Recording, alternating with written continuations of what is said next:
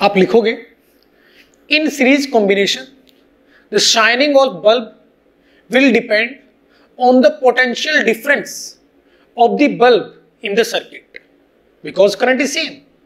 Clear? Now, and the potential difference will be more on that bulb which has more resistance, and by the power rating of the bulb we can say that the bulb having lower power will be having higher resistance. That's why in the series combination that bulb will shine more which has less power. जिसकी power कम होगी उसकी are बड़ी होगी, उसकी potential difference बड़ी होगी, इसलिए उसकी शाइनिंग ज्यादा होगी. क्लियर? ऐसे आप लिख सकते हो. अब मैं यहां से हटाता हूं और दूसरा कॉम्बिनेशन आपको बताता हूं. ये सीरीज कॉम्बिनेशन था, अब मैं पैरेलल कॉम्बिनेशन की बात करता हूं. पैरेलल कॉम्बिनेशन पे आते हैं. पैरेलल कॉम्बिनेशन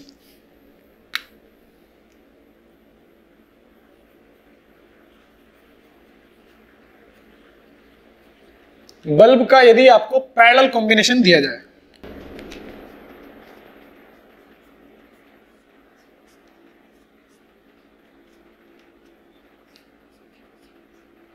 इस प्रकार से मान लेते हैं आपको 4 बल्ब पैरेलल में दिए गए हैं.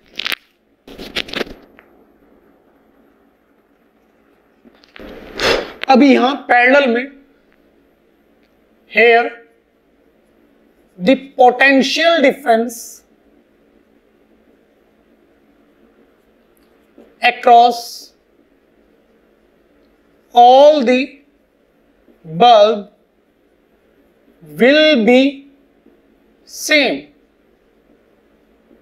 हर एक बल्ब के अक्रॉस यहां पोटेंशियल डिफरेंस सेम आएगा क्योंकि पैरेलल में सबके अक्रॉस भी आएगा पोटेंशियल डिफरेंस हर एक बल्ब के अक्रॉस. यहां भी क्या लिखा जाएगा? सेम. उसी तरीके से पावर रेटिंग की जाएगी V, P, तो इसको बोल देते हैं A, B, C, D.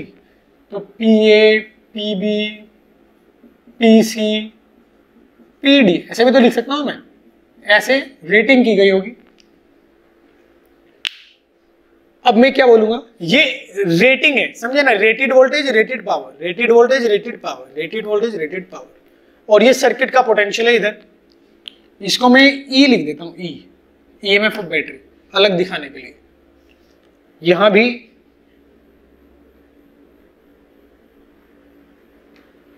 इस V को मुझे बोलना चाहिए V डैश, अलग कुछ बोल देना चाहिए, सेम नहीं लगना चाहिए.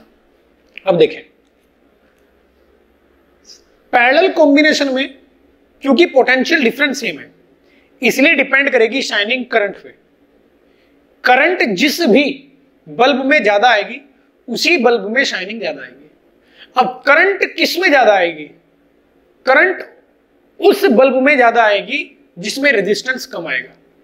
अब रेजिस्टेंस कम किसका होगा? रेटेड फॉर्मूले से, पावर रेटिंग फॉर्मूले से रेजिस्टेंस किसका कम आएगा? जिसकी पावर ज्यादा आएगी.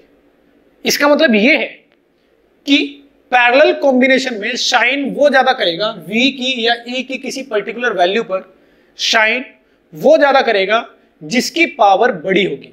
एकदम अपोजिट है सीरीज का. सीरीज में ये उल्टा था.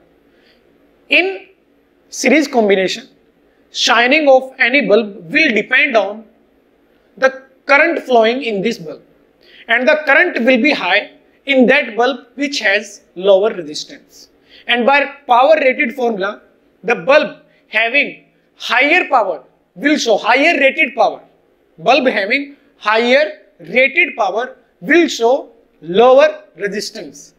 It means in the combination of parallel bulb combination, in the given combination, the bulb which has higher power will shine more. जिसकी पावर सबसे बड़ी वो ज्यादा शाइन करेगा. क्लियर? ये चीज आप यहां लिखेंगे. इस पे काफी क्वेश्चंस आते हैं तो इस कॉन्सेप्ट को अपने दिमाग में आप लोग सेट कर लेंगे. देखो बच्चों, इस वीडियो में जो आपको मैं बताने जा रहा हूँ ये बहुत इंपॉर्टेंट टॉपिक है। करंट इलेक्ट्रिसिटी का ये लास्ट टॉपिक है।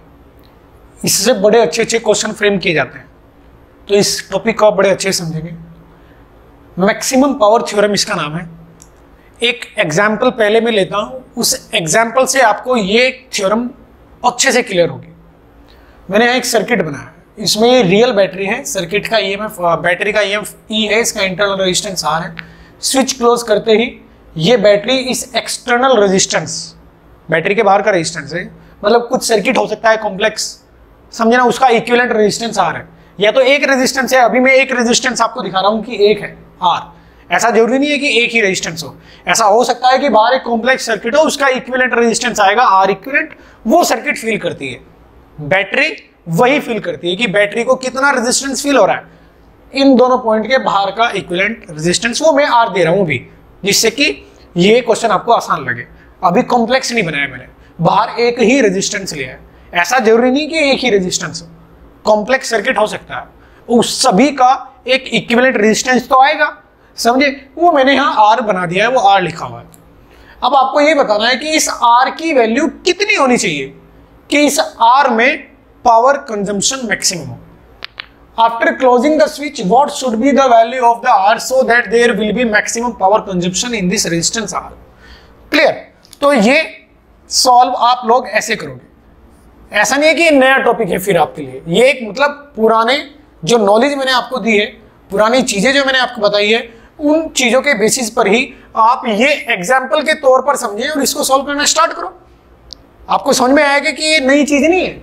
मैक्सिमम पावर थ्योरम ये पीछे से रिलेटेड है जो आपको बताया गया है। तो आप इसमें पावर कैसे बताओगे? आप इसमें पावर लिखोगे P बराबर आई स्क्वायर इंटू आर, इसमें करंट R में इंटू आर। इसमें करंट कितनी आएगी? इसमें करंट आएगी EMF अपॉन बैटरी को टोटल फील होने वाला रेजिस्टेंस। इस EMF को सीरीज में R और कैपिटल R फील हो रहा है, टोटल रेजिस्टेंस इस बैटरी को फील हो रहा है R plus capital R series में, तो R प्लस R जोड़ दिया मैंने, EMF अपॉन रेजिस्टेंस कर दिया मैंने, समझे। तो ये करने के बाद करंट आ जाएगी इसका स्क्वायर इंटू आर, ये आ गया पावर। तो इस पावर को आप देख रहे हैं कि ये किसका फंक्शन है? ये रेजिस्टेंस का ही फंक्शन है, ये पावर। तो अब यदि मैं बताना चाहता हूं कि आर की वैल्यू क्या हो जिससे कि पावर मैक्सिमम आए, तो मुझे यूज करना पड़ेगा AOD, by using application of derivative, by using AOD। बोले तो मैक्सिमम मिनिमम वाला कॉन्सेप्ट मैं यूज करने जा रहा हूं। मैं पावर को आर के रेस्पेक्ट में डिफरेंशिएट करूंगा। क्या आएगा डिफरेंशिएशन? ई स्क्वायर कॉन्स्टेंट है, बाहर आएगा। इसको मैं ऐसे लिख सकता हूं e square into r, r plus r की पावर -2। ई स्क्वायर कॉन्स्टेंट है, बाहर आएगा। अब ये मल्टीप्लीकेशन है दो वेरिएबल का, तो पहले वाले वेरिएबल को मैं डिफरेंशिएट करूंगा, आर का डिफरेंशिएशन आएगा 1, और दूसरे वाले को एज इट इज रखूंगा, और फिर पहले वाले को प्लस लगा के एज इट इज रखूंगा, दूसरे वाले का डिफरेंशिएशन करूंगा। दूसरे वाले के डिफरेंशिएशन में -2 पहले आएगा, और फिर r प्लस आर की पावर -3 आ जाएगा, समझे। इस तरीके से डिफरेंशिएशन करेंगे हम, और फिर dp बाई dr को 0 रख देते हैं। मैक्सिमम मिनिमा का कंसेप्ट यही बोलता है कि dp बाई dr को 0 करो, और फिर यहां से r की वैल्यू निकालो क्या आती है। तो देखो क्या आती है, कैलकुलेट कर लेते हैं। E square by r plus r का स्क्वायर लिखा हुआ है, प्लस ये माइनस है तो यहाँ माइनस आ जाएगा, 2e square into r square, 2e square, ये माइनस बाहर आएगा, आर और आर प्लस स्मॉल आर की पावर -3। क्लियर? तो ई स्क्वायर जो लिखा हुआ है वो 0 में चला जाएगा। क्लियर? यहां से मैं कॉमन ले सकता हूं, e square r plus r 1 minus 2 r plus r, ये आ जाएगा, ये 0 के बराबर है। ई एक पॉजिटिव क्वांटिटी है, आर प्लस आर एक पॉजिटिव क्वांटिटी है, यानी ये जो बाहर लिखा हुआ है ये पॉजिटिव क्वांटिटी है, स्क्वायर भी है उसमें, देखो ना स्क्वायर है, लिखा है ना स्क्वायर, तो यानी ये 0 के पास चला जाएगा। तो यहां से लिखा जा सकता है कि 1 minus 2r by r plus r बराबर 0। तो यहां से r plus r minus 2r बराबर 0, तो यहां से आएगा r बराबर r, ये आ जाएगा। इसका मतलब क्या है? It means for maximum power consumption in external load resistance, external resistance. देखो बैटरी के लिए जो बैटरी को फील होता है, एक्सटर्नल सर्किट का जो भी नेट रेजिस्टेंस होता है वो बैटरी के लिए लोड रेजिस्टेंस होता है। बैटरी से बाहर का जो सर्किट है उसका जो भी इक्विवेलेंट रेजिस्टेंस होगा वो बैटरी के लिए लोड रेजिस्टेंस होता है। समझे ना? वो यहां क्या है? R. It means for maximum power consumption in external resistance या एक्सटर्नल सर्किट, सर्किट भी लिख सकते हो आप, external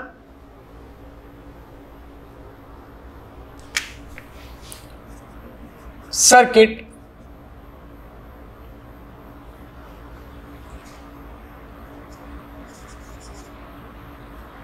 the value of load resistance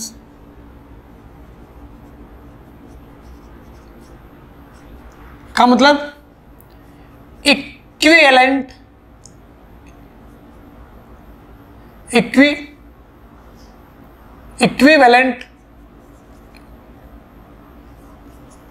resistance should be equal to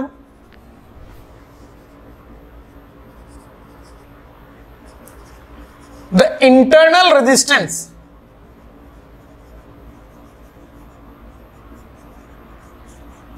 of real battery या गिवन बैटरी। यही होती है maximum power theorem. It means for maximum power consumption in external circuit, the value of load resistance यानी equivalent resistance should be equal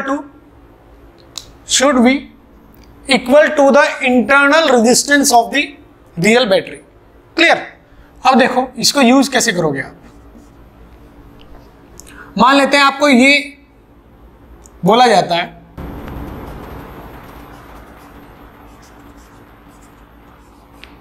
इस circuit के साथ एक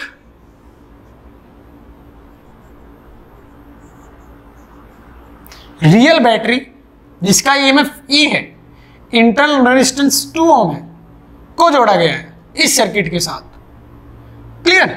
इसकी वैल्यू 5 है, इसकी वैल्यू मान लेते हैं इसकी वैल्यू नहीं दी गई है और इसकी वैल्यू भी नहीं दी गई है। इसकी वैल्यू 3 है और इसकी वैल्यू 6 है और इसकी वैल्यू 5 है। 3 ओम, 6 ओम, 5 ओम और इन दोनों की वैल्यू मुझे नहीं पता है। तो वो आपसे पूछेगा कि बताइए अगर इस वक्त स्विच को क्लोज किया जाए, अगर स्विच को क्लोज किया जाए इस सर्किट में, तो ये बैटरी मैक्सिमम पावर देती है एक्सटर्नल सर्किट को, यानी इस सर्किट में मैक्सिमम पावर कंज्यूम होती है। क्लियर? तो बताइए ये दोनों रेजिस्टेंस कितने हैं? R1 R2 की वैल्यू बताओ। R1 R2 क्या है ये बताइए अगर मैक्सिमम पावर कंजम्पशन होता है। क्लियर? और व्हीटस्टोन ब्रिज यदि बनता है तो आप उसको बैलेंस्ड मानेंगे। अगर लिख दिया जाता है इस क्वेश्चन में कि यदि व्हीटस्टोन ब्रिज आपको बनता हुआ दिखाई दिए तो वो आप बैलेंस मानेंगे कि वो बैलेंस्ड है, ये आपको यहां बोला गया है। तो आप इसको कैसे सॉल्व करोगे? आपको इसको देखते ही पता चल जाना चाहिए कि ये व्हीटस्टोन ब्रिज बनेगा। तो इसके इक्विवेलेंट सर्किट आप इधर ड्रॉ कर दोगे साइड में। इसको यहां साइड से हटा देता हूं। इसके इक्विवेलेंट सर्किट यहां ड्रॉ करोगे आप। कैसे कि एक ये मैंने कैपेसिटेंस क्यों लगाया, तो रेजिस्टेंस है ना, रेजिस्टेंस है, ये रेजिस्टेंस है। तो एक रेजिस्टेंस यहां आएगा, एक रेजिस्टेंस यहां आएगा, एक रेजिस्टेंस यहां आएगा और एक रेजिस्टेंस यहां आएगा। एक रेजिस्टेंस इनके बीच में है और यहां उन्होंने बैटरी लगाया हुआ है। बैटरी का ईएमएफ E है और इंटरनल रेजिस्टेंस 2 ओम है। ये पॉइंट 2 से जुड़ा हुआ है, यानी ये R1 ये R2, बीच वाला 5 है, ऊपर जाके दूसरे वाला 6 ओम से जाता है और नीचे 3 ओम से। तो मुझे दिख रहा है ये व्हीटस्टोन ब्रिज है और उन्होंने बोला है कि अगर व्हीटस्टोन ब्रिज बनता है तो आप उसको बैलेंस्ड मानेंगे, और बैलेंस्ड है तो ये 5 ओम को यहां से हटाया जा सकता है। 5 ओम को यहां से हटाते ही मुझे पता चल जाएगा कि यदि मैं R2 को X मान लेता हूं तो ये 2X हो जाएगा, क्योंकि रेशियो में होना चाहिए तभी बैलेंस हो सकता है। ये 3 का दुगना इधर 6 लिखा हुआ है, तो इधर X है तो यहाँ 2X आएगा, बैलेंस्ड ये तभी हो सकता है।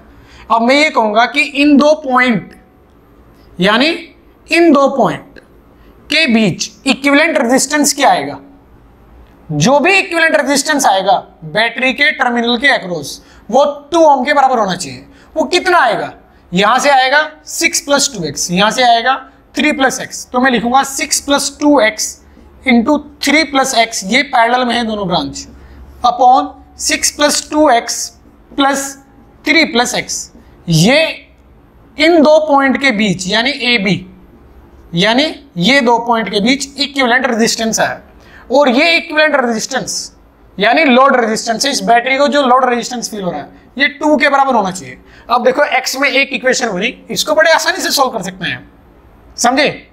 क्लियर? इस इक्वेशन को सॉल्व करो जल्दी से। आप सॉल्व करोगे तो आएगा 18 + 6x + 6x + 2x²। नीचे आएगा 9 + 3x, इधर आएगा 2, इस 2 से ये सब ये आएगा 9 3 3 1। तो फाइनल आपके पास जो इक्वेशन आएगी वो इक्वेशन आ जाएगी 6x + 9 + x² बराबर 9 + 3x। इसको इधर लेके जाएंगे। अब x², 9 से 9 गया, प्लस 6x में से 3x जाके बचेगा 3x, x² ये इधर जाके 3x बचेगा बराबर 0, तो x की वैल्यू आएगी प्लस x और x बराबर 0, x + 3, यानी x बराबर आएगा -3। इसका मतलब ये संभव नहीं है, समझे ना? यहां जो मैंने माना था ऐसा संभव नहीं है कि इसका इक्विवेलेंट रेजिस्टेंस 2 के बराबर आ जाए। इसका मतलब इस सर्किट में कभी भी मैक्सिमम पावर कंजम्पशन नहीं हो सकता है। क्यों नहीं हो सकता है? कि x बराबर -3 आ रहा है, रेजिस्टेंस कभी निगेटिव नहीं हो सकता है, समझे? अगर वो क्वेश्चन ऐसा फ्रेम करेगा तो वैल्यूज इस प्रकार से लेगा कि वैल्यूज पॉजिटिव है। यहां मैंने रैंडमली वैल्यू चूज की थी, इसलिए x बराबर क्या आ रहा है -x। अगर आप तरीके से सॉल्व करोगे, एक बार चेक कर लेना कहीं गलती तो नहीं किया मैंने, एकदम सही है, गलती कुछ नहीं किया इसमें। क्लियर? तो मैं ये बोलूंगा कि इसमें ऐसा संभव नहीं है कि मैक्सिमम पावर कंजम्पशन हो सकता है इस सर्किट में। क्लियर? अब कुछ और एग्जांपल और दूंगा मैं इस पे, और भी कुछ एग्जांपल कराऊंगा।